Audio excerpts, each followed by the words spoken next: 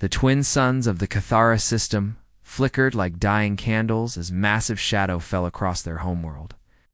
Commander Thelvas pressed his scaled face against the observation deck's cracked glass, watching in horror as the Devourer ships consumed everything in their path. These weren't ordinary warships. They were living nightmares, part machine and part creature, with writhing tentacles that could drain the life from entire planets. "Sir, the outer colonies are gone," his aide, Kelman, whispered, her voice breaking. "Data station, ... They're all dead." Thelvas closed his eyes, feeling the weight of his species' extinction pressing down on him. The Devourers had appeared 3 days ago, emerging from the dark void between stars like hungry ghosts. No warning, no demands, no mercy. They simply began feeding on everything: the planets, the ships, even the very light from their suns. He asked, 6 hours, maybe less," Kelman replied.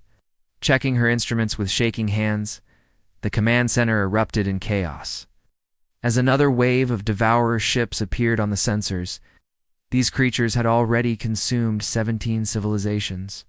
In the past year, the Cathara would be 18. "Commander." Communications Officer Veltar burst through the doors, his normally calm demeanor shattered. "The Council has authorized the final protocol. We're to send the Ancient Call." Thelvas felt his heart skip. The Ancient Call, a legend passed down through generations of spacefaring species. Stories spoke of mysterious guardians who watched over the galaxy, warriors who would answer any desperate plea for help. Most considered it a myth, a fairy tale told to comfort children during dark times. "Are you certain?" Thelvas asked. "The power requirements alone could drain our remaining reserves." "What else do we have left?" Veltar replied grimly. "Our fleets are destroyed, our weapons useless against them. If the Void Protectors truly exist, this is our only chance." The 3 Cathara rushed to the main communications array, their claws clicking against the metal flooring. The massive transmitter hummed to life, drawing power from the station's dying reactor. Warning lights flashed red as systems overloaded, but they pushed forward. "Broadcasting the ancient frequencies," Veltar announced, his hands dancing across the control panel. "Sending on all emergency channels to the legendary coordinates." The message went out in the old tongue, the formal language of distress used by 100 different species, to the protectors of the void. "Guardians of the innocent, we cry out in our final hour. The Devourers consume all. You're the Cathara. Of the Theta Centauri system, we beg for your aid. Our children are dying. Our worlds burn. Please, if you exist, ... help us." What none of them knew was that their damaged transmitter, weakened by 3 days of bombardment, had scrambled the ancient coordinates. Instead of reaching the mythical protectors, their desperate plea shot across the galaxy toward a small blue world orbiting a yellow star, a planet whose inhabitants had only recently learned to travel beyond their own moon. 800 light-years away, Captain Han Wujin was having the most boring night of his career. The orbital station New Sol drifted silently above Earth, its crew monitoring deep space for any signs of trouble. Most nights, the biggest excitement was tracking space debris or checking on mining operations near Jupiter. "Captain, you need to hear this." Lieutenant Park Minho called out suddenly. His voice tight with confusion, Wu Jin floated over to the communications station, his magnetic boots clicking against the metal floor. "What is it, Park?" "We're picking up some kind of transmission from deep space. The computer is trying to translate it, but..." Minho paused, adjusting his headset. "Sir, I think someone is asking for help." The static-filled message crackled through the bridge speakers. Even through the electronic translation, the desperation was unmistakable. Words like dying children and final hour came through clearly, mixed with coordinates and technical data that made no sense. "Where is this coming from?" Eugene asked, studying the readouts. "The Kepler sector, sir? About 800 light-years from here. The signal is incredibly weak. It must have taken enormous power to reach us." Eugene frowned. "That's impossible. There's nothing out there but empty space and a few dead stars. The message is addressed to something called Void Protectors, sir. Our computer systems flagged it as a possible reference to our deep space patrol designations." The captain listened to the message again, his heart sinking as he realized what he was hearing. Somewhere in the darkness between stars, an entire civilization was facing extinction. Somehow, impossibly, their cry for help had reached Earth. "Contact Admiral Kim immediately," Woojin ordered. "Tell him we have a situation that requires immediate attention." "Sir, shouldn't we verify this first? Run some tests?" Woojin looked at his young lieutenant seriously. "Park, someone out there is dying. They sent a message across 800 light-years asking for help. We don't have time for tests." Within 3 hours, every major leader on Earth had heard the alien transmission. The United Earth Council convened an emergency session as linguists. Scientists and military officials analyzed every second of the desperate plea. Admiral Kim Dong-hyun stood before the assembled representatives. His uniform crisp, despite the late hour. The holographic display showed the transmission's origin point, a tiny dot of light in the vast darkness of space. "Ladies and gentlemen," he began, his voice steady and clear, "we have confirmed that this message is genuine. An alien species, called the Cathara, is under attack by something they call devourers. Based on the technical data embedded in their transmission, these attackers have already destroyed multiple civilizations."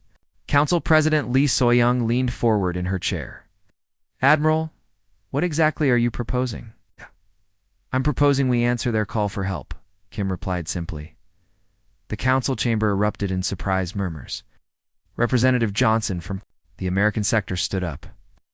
"Admiral, our entire space fleet consists of 12 ships designed for solar system patrol. We've never even encountered alien life before." "It's correct," Kim acknowledged. "We have 12 ships, approximately. 3,000 trained personnel, and weapons designed for asteroid mining and planetary defense." "Then how can we possibly help them?" demanded Representative Chen from the Asian Coalition. Kim was quiet for a long moment, then spoke with quiet conviction. "Because they asked. Because somewhere in the darkness, children are dying while their parents pray for salvation. Because when someone calls for help, you answer, even if you don't know how." The debate continued for hours, but Kim's words had struck something deep in the human spirit. Finally, President Lee called for a vote. "All in favor of authorizing a rescue mission to the Cathara system?" The vote was unanimous. Humanity was going to war.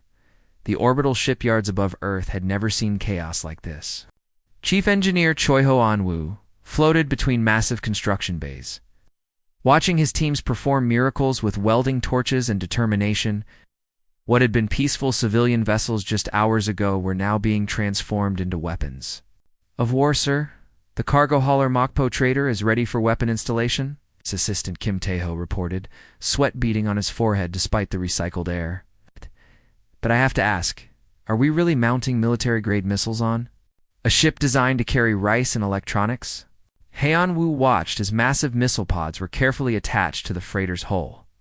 "Tae-ho, 3 days ago I was designing better coffee makers for space stations. Now I'm turning shopping centers into battleships. Nothing about this makes sense, but we're doing it anyway." The Mokpo Trader wasn't alone. Throughout the shipyards, civilian vessels underwent radical transformations. The luxury cruise liner Jeju Dream, which had been taking wealthy tourists on scenic trips around the moon, now bristled with defensive turrets. Its swimming pools had been drained and converted into ammunition storage. The casino was now a military command center. "This feels wrong," muttered technician Lee Haijin as she installed targeting computers in what used to be the ship's spa. "These people paid for relaxation, not warfare." Her supervisor, Chief Petty Officer Bae Sung-min, looked up from his work. "Haijin, if we don't stop whatever's out there, no one will ever relax again. Sometimes you have to break beautiful things to save everything else." The mining ship Gangwon Explorer received perhaps the most dramatic conversion. Its massive processors were reconfigured into kinetic weapon launchers, essentially turning the ship into a giant railgun that could hurl chunks of metal at incredible speeds. Captain Rujun Seok inspected the modifications with a mixture of pride and terror. "We used to move asteroids with this equipment," he told his crew. "Now we're going to move alien ships, preferably into pieces." His engineer, Specialist Oh Da-young, ran diagnostics on the modified systems. "Captain, these weapons draw so much Power that we can only fire 3 full salvos before our reactor needs a complete cooldown. After that, we're basically a very expensive target. Then we better make those 3 shots count. Rue replied grimly. The most ambitious conversion was happening to the colony ship Busan Victory. Originally designed to transport 10,000 settlers to humanity's first interstellar colony, the massive vessel was being transformed into a mobile fortress. Captain Lee Dayun walked through corridors that had been meant for families and children, now filled with Marines checking their weapons and engineers installing defensive systems. "Ma'am, the modifications are almost complete," reported her First Officer, Commander Park Seo Gen. "We've converted the hydroponics bays into barracks, the recreation areas into weapons storage, and the children's playgrounds into... He paused, looking uncomfortable. "Into what, Commander?" "Into morgues, ma'am, just in case." Doyun nodded silently. The reality of what they were doing was sinking in. This wasn't a rescue mission. It was a suicide run disguised as hope. "Lieutenant," Namjoon Ho approached with a tablet full of tactical projections. "Captain, I've been running combat simulations based on the limited data from the alien transmission. The enemy ships are described as massive, heavily armed, and capable of consuming entire planets. Ow. Our odds of survival are less than 12%. "I don't want to hear statistics, Lieutenant," Dayun interrupted. "Somewhere out there, alien children are hiding in bunkers while their world burns. Their parents sent a message across the galaxy, begging for help. We're going to give it to them." "But ma'am, the mathematics didn't build this ship, Lieutenant. Mathematics didn't convince 12 nations to pool their resources for a colony that might never exist. Heart did. Courage did. The belief that someone, somewhere, deserves a chance to live." Throughout the fleet, similar conversations were taking place. On the converted research vessel Olsen Pioneer, scientists were hastily converting atmospheric analysis equipment into sensor arrays. Dr. Shin Min-kyung worked alongside her team to modify deep space telescopes into targeting systems. "Is insane," muttered her colleague, Dr. Cho Yunhua. "We're using equipment designed to study distant stars to aim weapons at alien ships. Sometimes insanity is the only rational response to an impossible situation," Min-kyung replied, calibrating sensors that had never been intended for combat. The flagship, Seoul's Pride, underwent the most careful modifications.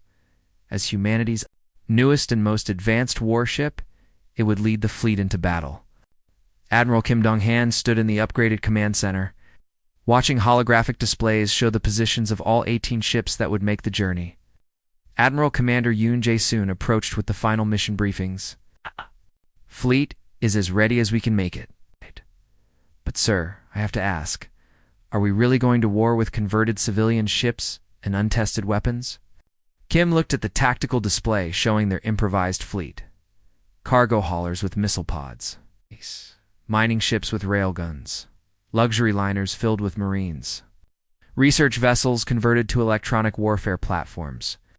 On paper, it looked like a disaster waiting to happen. "Commander, let me tell you what I see when I look at this fleet," Kim said quietly. "I see a cargo ship captain who volunteered to mount weapons on his vessel, even though he's never fired a shot in anger. I see luxury cruise staff learning to operate missile defense systems. I see scientists who spent their lives studying peaceful stars now preparing to aim weapons at hostile aliens." He paused, gesturing to the display. "What I see is 18 ships crewed by people who heard a cry for help from across the galaxy and said yes without hesitation. That's not insanity, Commander. That's humanity." The final preparations took 72 hours. Families gathered at observation decks to watch their loved ones depart on a journey that might be one way. Children pressed their faces against windows, watching ships that used to bring them toys and treats, now heading out to fight monsters in the dark. Captain Kang Soo-ben commanded the communications relay ship Ondong Signal, a vessel normally used to maintain contact with deep space missions. It would coordinate the fleet's attack patterns and ensure their final messages reached Earth. "Soo-ben," her wife whispered over the private comm channel, "promise me you'll come back." "I promise I'll do everything I can," Soo-ben replied, knowing it might not be enough. As the fleet prepared for departure, word spread across Earth's networks. People gathered in cities and towns, looking up at the night sky where tiny points of light represented their defenders heading into the unknown. Prayer vigils formed in churches, temples, and mosques. Scientists who had built the ships watched nervously from mission control centers. The launch sequence began at dawn. One by one, the 18 ships activated their hyperdrives technology. That was still experimental and had never been tested at such distances. The Soul's Pride led the formation, followed by converted cargo haulers, luxury liners, mining ships, and research vessels. Admiral Kim broadcast one final message to Earth before departure. To the people of Earth, we go now to answer a call. For help that traveled 800 light years to reach us. We don't know what we'll find out there, but we know why we're going. Because when someone calls for help, humanity answers. It's who we are. It's who we'll always be. The fleet vanished into hyperspace, leaving Earth behind. They had no idea they were about to encounter horrors beyond imagination, or that the galaxy was watching, waiting to see what these strange new creatures from the third planet would do when faced with impossible odds. In the darkness between stars, 18 ships carried humanity's first message to the cosmos. We are here. We care. We will fight for those who cannot fight for themselves. The Cathara system looked like something from a nightmare. Where once 3 beautiful worlds had orbited twin golden suns, now only burning husks remained. The Devourer ships hung in space like massive tumors, their biomechanical hulls pulsing with sickly light. As they fed on the dying planets below, Harvex floated in the command chamber of his flagship, watching through organic viewing ports as his fleet consumed the last traces of Cathara civilization. His body was a horrifying fusion of machine and flesh, metallic implants jutting from rotting skin, cables snaking through exposed muscle, and eyes that glowed with malevolent intelligence. "Status report?" he gurgled, his voice a mixture of electronic static and organic decay. His lieutenant, a creature equally twisted by cybernetic enhancement, approached with data flowing directly into its neural implants. "The Cathara homeworld is 70% consumed, my lord. Their outer colonies provided excellent raw materials. The resistance was ... minimal." Harvex smiled, revealing teeth that were part bone, part metal. The Devourers had perfected the art of consumption over millennia.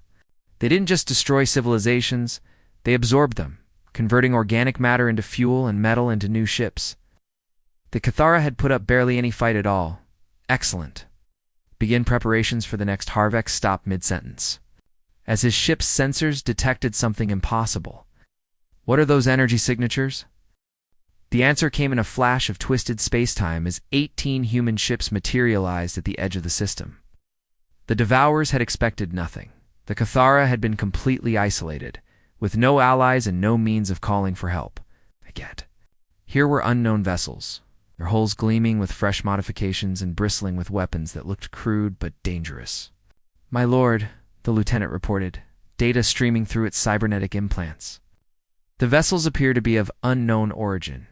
Their technology is primitive, but they're heavily armed. Estimated total mass is less than one of our destroyers." Harvex laughed, a sound like grinding metal mixed with dying screams. "How delightfully unexpected. Contact the fleet. We have new prey." Aboard the Soul's Pride, Admiral Kim Dong-hyun stared at the tactical display in horror. The Cathara system was a wasteland. The beautiful blue-green world they'd seen in the distressed transmission was now a charred brown sphere. Its oceans boiled away and its continents stripped bare. Massive alien ships, dozens of them, swarmed around the dying planets like vultures. "Dear God," whispered Communications Officer Shin the Jin. "What are those things?" The Devourer ships were unlike anything in human imagination. Each one was kilometers long, their hulls a grotesque fusion of organic tissue and mechanical components. Writhing tentacles extended from their undersides, literally sucking matter from the planets below. As they fed, the ships grew larger, more weapons sprouting from their expanding hulls.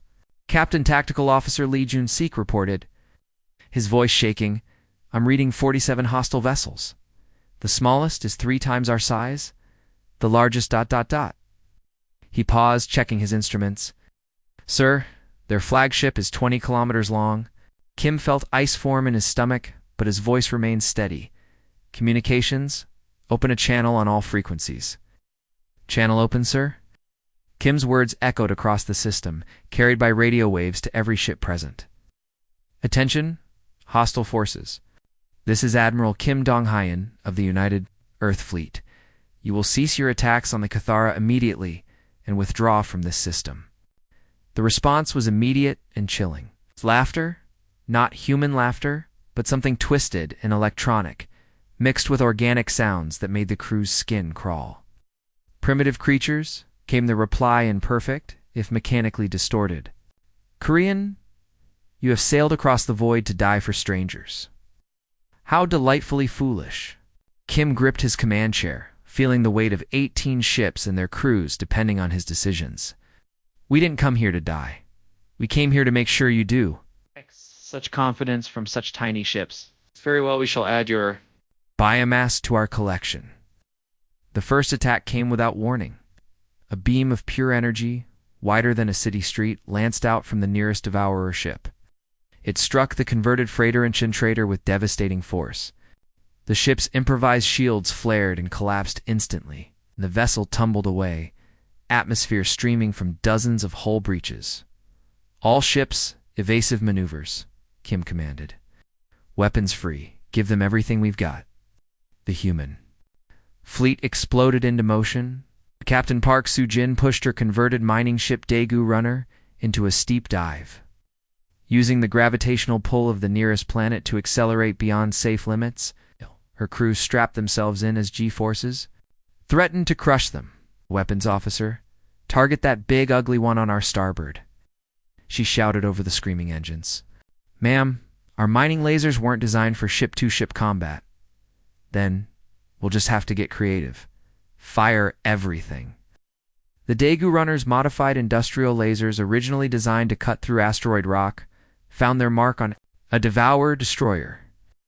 The beams sliced through biomechanical armor, like hot knives through butter, exposing the writhing, organic components beneath. Look at that, Soo-jin's gunner exclaimed.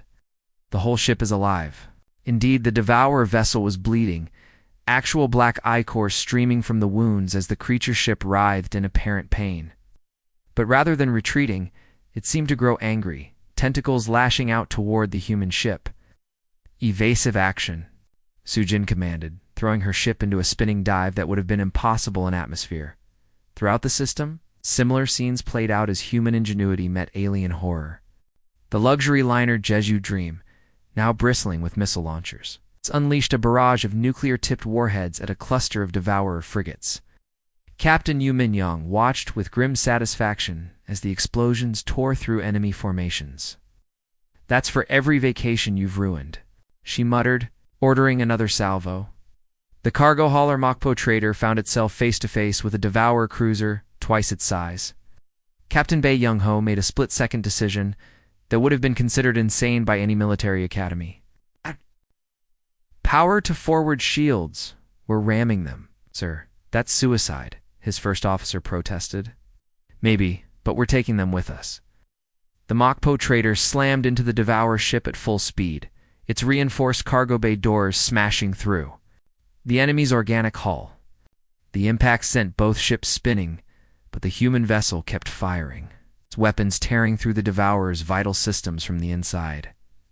Commander Yoon Jae-zoon aboard the flagship coordinated the chaotic battle, its tactical display showing. Human ships weaving between much larger alien vessels like angry wasps attacking giants. Admiral, the Devourer seemed confused by our tactics, he reported. They're not used to enemies that split up and attack from multiple angles.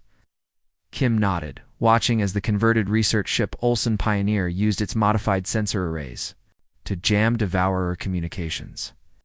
They're used to fighting conventional fleets, not desperate civilians with improvised weapons. Keep hitting them with everything we've got.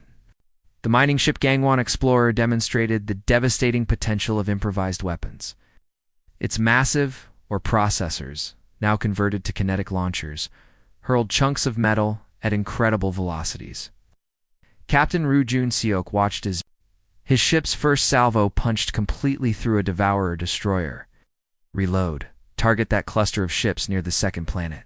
Sir, we only have enough power for 2 more shots, his engineer warned. Then make them count. The battle was chaos, but it was chaos with purpose. The human ships, vastly outnumbered and outgunned, were actually holding their own through sheer unpredictability. They used ramming attacks, boarding parties launched from modified cargo bays, and weapons that the Devourers had never encountered before. Captain Lee Do-yoon commanded the Busan Victory. Ow. The massive colony ship turned fortress. Her 2,000 Marines prepared for the impossible boarding actions against alien vessels that were partially alive. Marines, remember your training. She broadcast to her troops. These things might be part creature, but they still have vital systems. Find them and destroy them. As human ships darted between the massive Devourer vessels, the aliens began to realize they were facing something unprecedented. These weren't the usual civilized species they consumed. These were creatures that fought with desperate creativity. Willing to sacrifice themselves to hurt their enemies, Harvex watched the battle unfold with growing unease. His fleet was taking damage from enemies that should have been swept aside in minutes. Worse, the humans seemed to be learning and adapting with each exchange of fire. My lord, his lieutenant reported, we've lost 6 vessels. The humans are targeting our feeding. Appendages and organic components specifically? Impossible. They just arrived. How could they know our weaknesses? The answer came as a human ship. The communications vessel Ondong Signal broadcast across all frequencies in the ancient galactic trade language. Attention all ships. The enemy vessels are biomechanical hybrids. Target the organic sections. They can't regenerate if they can't feed. Harvex realized with growing horror that these humans were not just fighting his fleet, they were learning from it, adapting their tactics in real time and sharing information instantly across their entire force. For the first time in 1,000 years, the Devourers faced an enemy that refused to die quietly.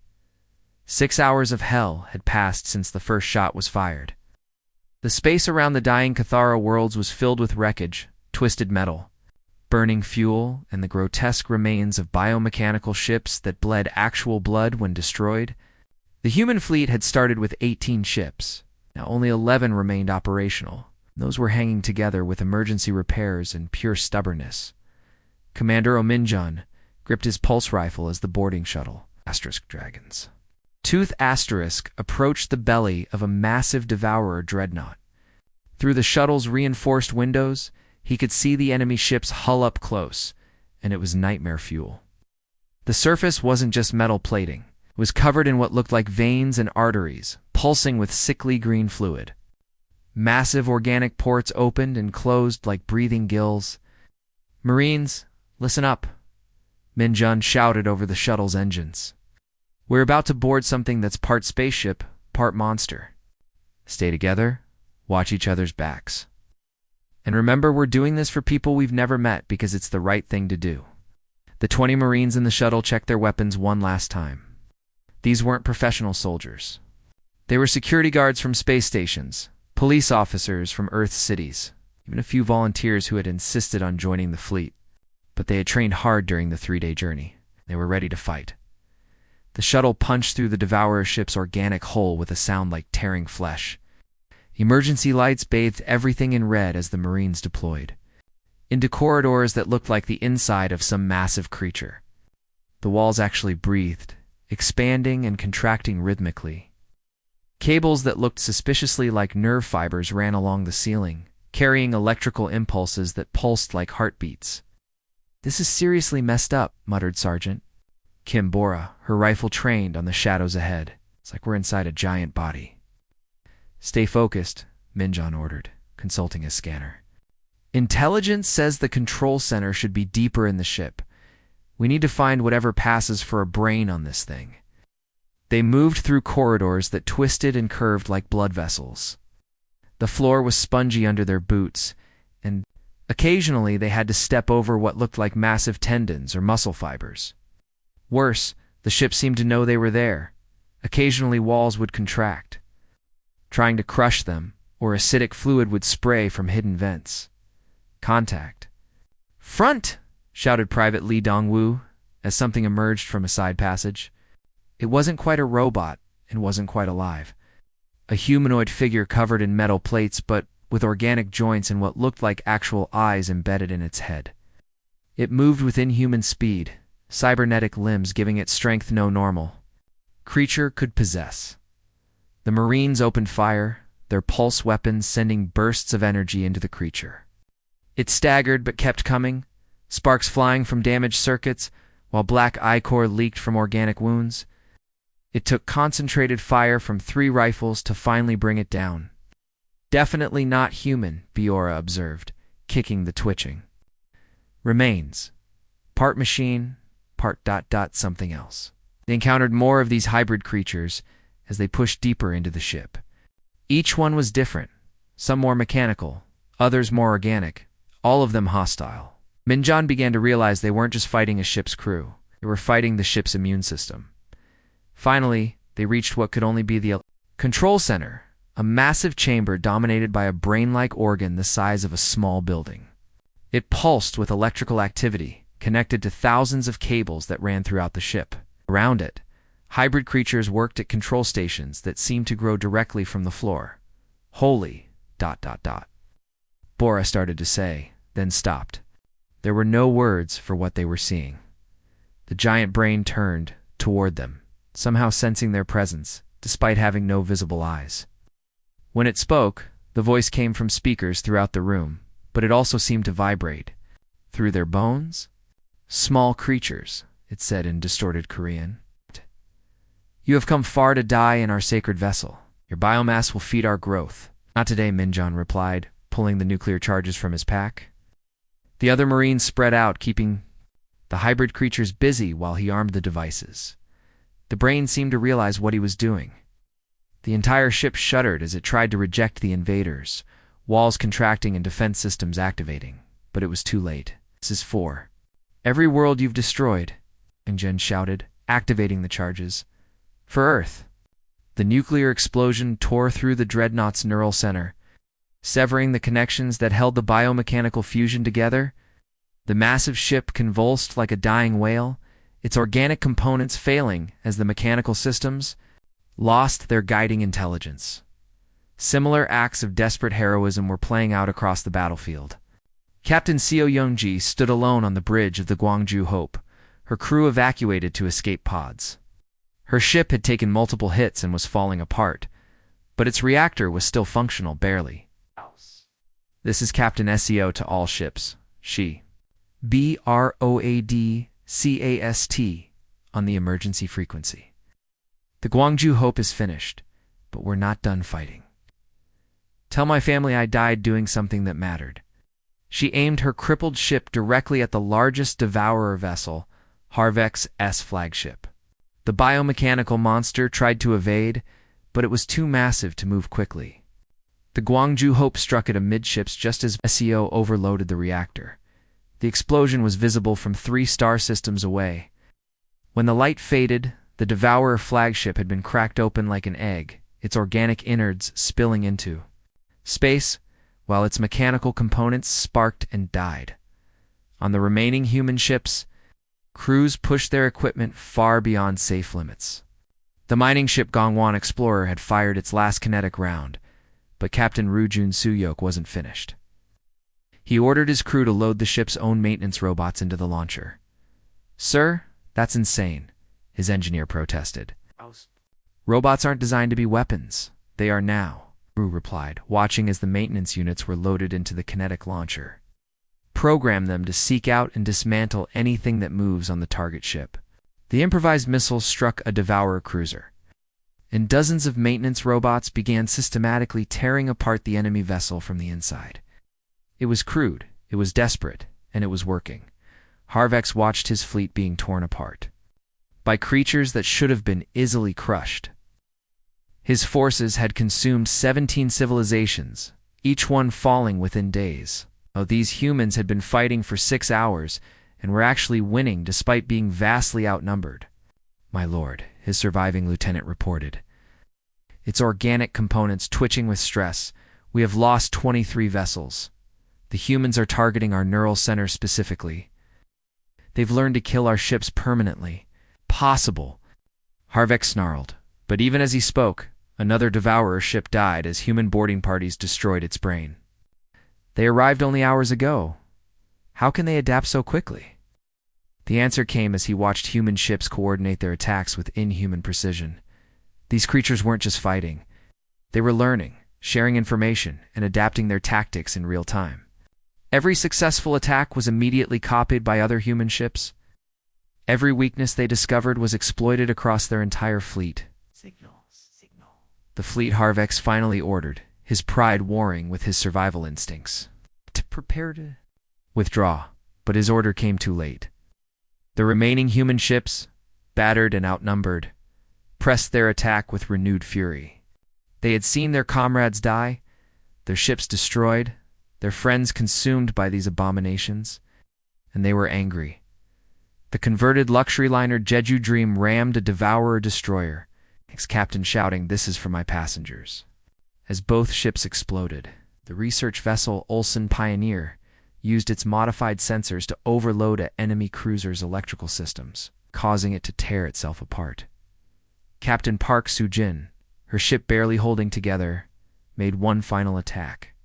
Run on Harvex's damaged flagship. All remaining ships, concentrate fire on the big ugly one. Let's finish this. The Daegu runners, mining lasers, the Soul's Pride's missiles, and the concentrated fire of every surviving human vessel struck the Devourer command ship simultaneously. The biomechanical horror convulsed, bled, and finally died. Taking its monstrous commander with it, the surviving Devourer ships, leaderless and terrified, fled into the darkness between stars. For the first time in 1,000 years, the galaxy's greatest predators had been defeated by prey that refused to die quietly. The silence after battle was almost deafening. Where hours before the space around Cathara had been filled with energy beams, explosions, and the screams of dying ships, now there was only the gentle hum of damaged engines and the soft beeping of emergency signals. The last Devourer vessel disappeared into hyperspace, its biomechanical hull trailing green eye core like blood from a wounded animal. Admiral Kim Dong-hyun stood on the bridge of the Soul's Pride, looking out at what remained of his fleet. 7 ships. 7 out of 18. The Busan Victory hung nearby, her hull cracked open in 3 places, but still functional. The mining ship Gangwon Explorer was venting atmosphere from her cargo bay, but her crew was alive. The luxury liner Jeju Dream looked like it had been through a blender, but she was still transmitting. Admiral, Communications Officer Shin. Dajin called softly, "Damage reports are coming in. We lost 11 ships, but..." She paused, checking her instruments again. "Sir, we won. The Devourers are gone." Kim nodded slowly, the weight of victory mixing with the grief of loss. 11 ships meant nearly 3,000 people who would never see Earth again. Heroes who had volunteered to help strangers and paid the ultimate price. Sir, Shin the Gin continued, her voice filled with wonder, were receiving transmissions from across the galaxy, dozens of different civilizations. They all watched the battle. The communications board lit up like a festival display. Message. After message poured in, each one in a different alien language. But the translation computers worked overtime to convert them into Korean. "This is impossible," came one transmission from something called the Zephyrian Trade Alliance. "The Devourers have never been defeated. How did a primitive species accomplish this?" "Magnificent," broadcast another message from the Crystalline Collective. "These humans fight with honor we have not seen in 1,000 years. We offer alliance," transmitted the Aquatic Federation. "Any species capable of defeating the Devourers would be valuable friends." Kim listened to the growing flood of messages with amazement. Apparently their desperate battle had been monitored by civilizations across this part of the galaxy. Humans had just made first contact with dozens of alien species simultaneously, and they'd done it by winning an impossible battle. On the surface of the Cathara homeworld, Commander Thelvas emerged from the underground bunker, where he and the last few thousand of his people had waited to die.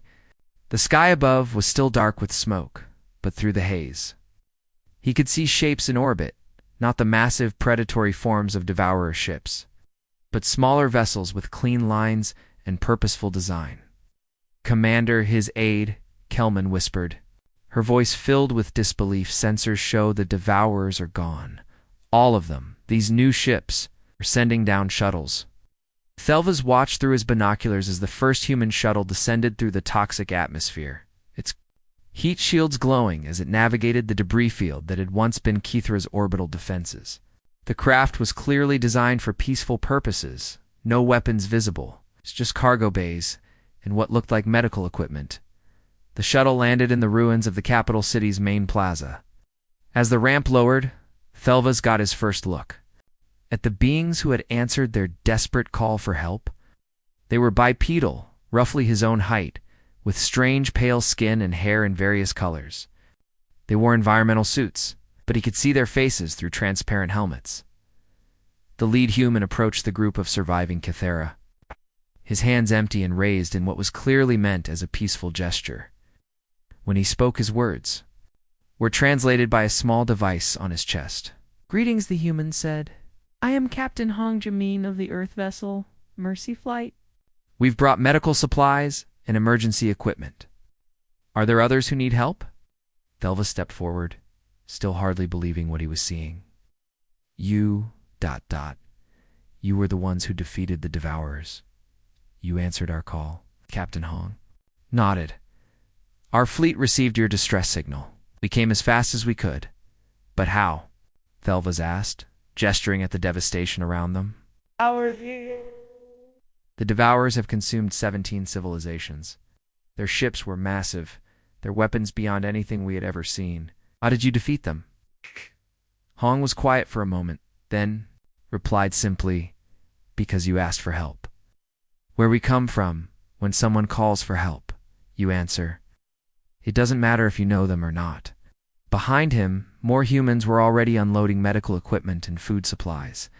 Thelvas watched in amazement as these strange beings who had traveled 800 light years to fight monsters they'd never encountered now worked tirelessly to help people they'd never met. "What manner of species are you?" Thelvas whispered. "Where?" "Human," Hong replied with a slight smile. "And we're here to help." In orbit, Admiral Kim was dealing with an unexpected problem. The galaxy, it seemed, wanted to talk to humanity. Official diplomatic channels were opening faster than his communications officer could handle them. Admiral reported Captain Lee. "Do Yoon from the Busan Victory, I'm getting contact requests from something called the Galactic Senate. They want to meet with our representatives immediately." "Sir," added Captain Park Seo-jin from the Daegu Runner, the Merchant Guild, "is offering us exclusive trading rights." Apparently, the Devourers had been attacking their shipping routes for decades. Commander Yoon Jae-sung approached with a datapad full of diplomatic requests. "Sir, we have 47 different civilizations requesting formal contact. There. Calling us the Void Guardians and the Protectors of the Innocent. Some of them are offering to build monuments in our honor." Kim rubbed his temples, feeling a headache coming on. When they'd left Earth 3 days ago, humanity's biggest diplomatic challenge had been settling mining disputes in the asteroid belt. Now they were apparently galactic heroes. "Admiral Shin," the Jean called urgently. "Priority transmission from Earth. It's Fleet Command." The hologram of Fleet Admiral Park Sung-ho appeared, his expression a mixture of pride and disbelief. "Kim, what the hell happened out there? Our deep space telescopes detected massive energy signatures, and now we're getting contact requests from alien civilizations claiming you saved the galaxy." Kim looked at his superior officer and tried to find the right words. "Sir," we answered, "a distress call. A species called the Kithara was being attacked by something called the Devourers. We helped. You helped," Park repeated slowly. "Kim, our xenobiology department just analyzed the battle data. Those Devourer ships were each larger than our entire orbital defense grid. How did you win?" "We didn't give up, sir. When conventional tactics failed, we improvised. When our ships were damaged, we used them as weapons. When boarding actions seemed impossible, we did them anyway. Kim paused, looking out at his surviving fleet. We won because we had to, because someone asked. For help, and humanity doesn't ignore calls for help. Park was quiet for a long moment. Kim, the president wants to speak with you personally. The entire world is watching. But first, I need to know, can this galaxy be trusted? Are we walking into something dangerous? Kim considered the question. Watching as alien ships began arriving in the system, not to attack, but to offer aid to the Cathara. Ships from dozens of different civilizations, all coming to help rebuild what the Devourers had destroyed. Sir, I think we just met our neighbors, and they seem like good people. Over the following months, humanity found itself thrust onto the galactic stage in ways they had never imagined. The Terran diplomatic fleet was established. Captain Hong Jamin was promoted to admiral and tasked with building relationships with their new alien allies. The most surprising development was the flood of accidental distress calls that began. Reaching Earth, civilizations across the galaxy started reporting emergencies that, coincidentally, happened to be near human patrol routes. Pirates attacking merchant vessels, natural disasters requiring rescue operations, even requests for help with diplomatic disputes. It quickly became clear that the galaxy wasn't just seeking humanity's military aid. They were seeking something far more precious. Hope. The knowledge that somewhere in the vast darkness of space, someone cared enough to help. Admiral Kim's final transmission before returning to Earth became legendary across dozens of worlds. We are humanity. When someone calls for help, we answer. When someone is in danger, we act. When someone faces the darkness alone, we stand with them. This is who we are. This is who we will always be. The galaxy had spent millennia believing that civilization was just a temporary pause between periods of darkness and destruction. The Devourers had seemed like a force of nature, unstoppable, inevitable, eternal, but humanity had proven something that the galaxy had forgotten. Sometimes the light wins. Sometimes the good guys show up just in time. Sometimes when all hope seems lost, strangers will travel across the void to stand with you against the darkness. The age of the Devourers was over. The age of the Guardians had begun. The end.